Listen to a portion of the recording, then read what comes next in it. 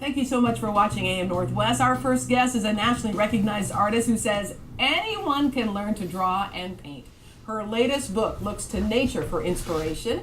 We welcome back the author of Peggy Dean's Guide to Nature Drawing and Watercolor. Peggy Dean, good to see you again. Good to see you again. Okay, I love you brought some watercolors, so let's take a did. look at them. Let's first take a look at the red flowers and tell me about those. So everything is with very simple strokes. Yeah. We're going C curves and we're going S curves, so it's the same concept as drawing, but we're going to be going over a little bit of brush control so that you can figure out how to create these shapes in a seamless way. And I think watercolor is difficult. I do acrylics, but watercolor to me, you can't, it's there. Once you do it, it's done. But I hear you.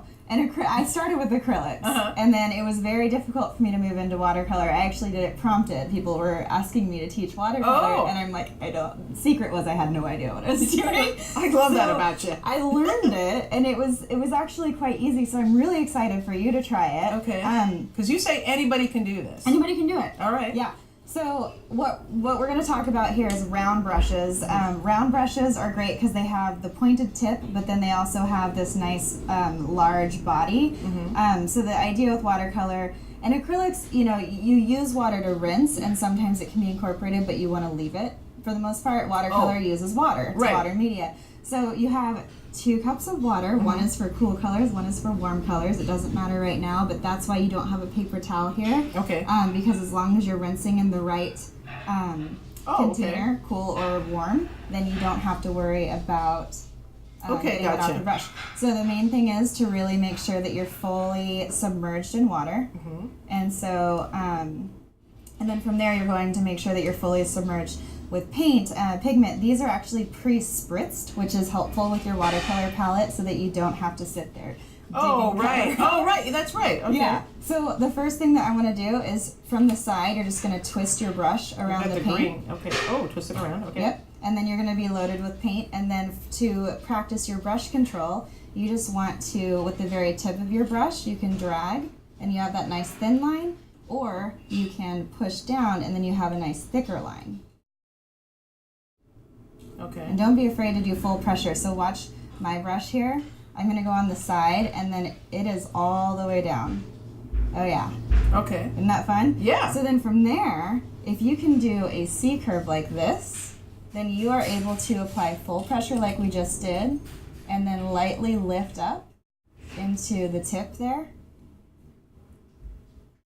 And then from the other side, and don't be afraid to go full pressure here, you can do the same thing, leaving a little bit of white space in the middle, and then coming to a tip again, and then you have a leaf. Oh, almost got it. You almost got it. Almost got it. It's you got the motion down, so just make sure, watch my brush, all the way down. All the way down. All the way, all the way, all the way. Oh. There you go. Now drag, and then lift lightly. Exactly. Okay. And then all the way down. Yeah. There we go. See?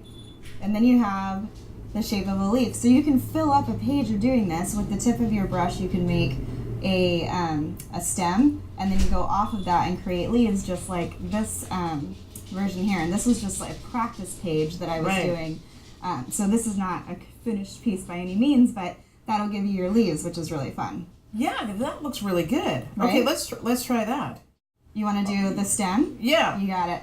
Okay. So we're going to do the same thing, load with water, load with paint, and then you're going to, very tip of your brush, just drag up. Don't worry about pressure. Okay. Exactly. And then when you're I made it a little bigger than yours, sorry. It's great. No, because then you can have it nice and flowy. From there, what you can do is draw the petioles. They're basically the tiny stems that come off the main stem. And you're going to do that in the natural growth direction. So as you are already coming up, you're going to come up and off like this. And then you're going to do it to the other side. Yeah. And then go back in and grab enough paint. And then you're just going to do exactly what you did on the other paper, but you're going to do it on your stem. And add your leaves in. Yeah. Oh, there we go. So, but practice doing it to where you're not just where you're not just forming it, but you're also using that brush to your benefit. Right, you're right. With the control of the full pressure into the lighter stroke. Right? Okay. See how that's coming together? Yeah. Let's try that again. It's it must have a phobia of pushing down all the way. It's common. Especially when you're getting started with it. Just Yeah. make sure you have more water on your brush. You want to make sure you're fully loaded with water, Okay. so don't be afraid to go on the side and drag that up, because that's going to give you that full... How do you do, now, taking a look at the red flowers there, how did you do that? You're really interested in those flowers. Yeah. I love it. Okay, so same idea. Mhm. I'm going to rinse this off fully, and then I might dip into this one so I make sure I have no more green, greenish blue on my brush, and then I'm going to grab another color. I'll do those red ones. This is super pigmented, so don't be afraid to really mix that in with water. Okay. That's another thing with watercolor, is you kind of have to practice the ratio of water to paint, especially with each different paint, because even though this is all Daniel Smith watercolor, they're all professional grade, but no pigment is made the same. Right. And you're right. Yeah. One tube of red paint is not the same as the next tube of red paint. And the I've learned that. consistency, the pigment, it's Right. all going to work differently. But same idea as this, we're just going to do a light C curve that's real shallow, so not very long. It doesn't have to look perfect. It's a real quick mess. Now try to go here. Let me show you. Oh, I think I know. Just a C curve. Okay. Yeah, exactly. And then from there, I keep dipping in the wrong water. It's notorious. I'm notorious for it.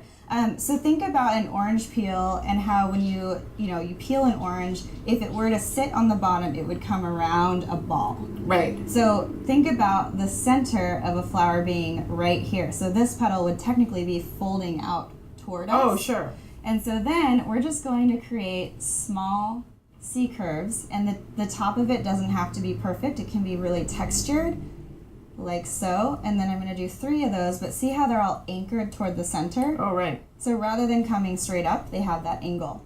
And then that's really all there is to it. You just do a bunch of those, wait for it to dry, and then you're going to take the tip of your brush with a darker color, and you're going to create really, really light strokes. You don't want to do it while it's wet. Oh, right, because it'll just soak right in. Right.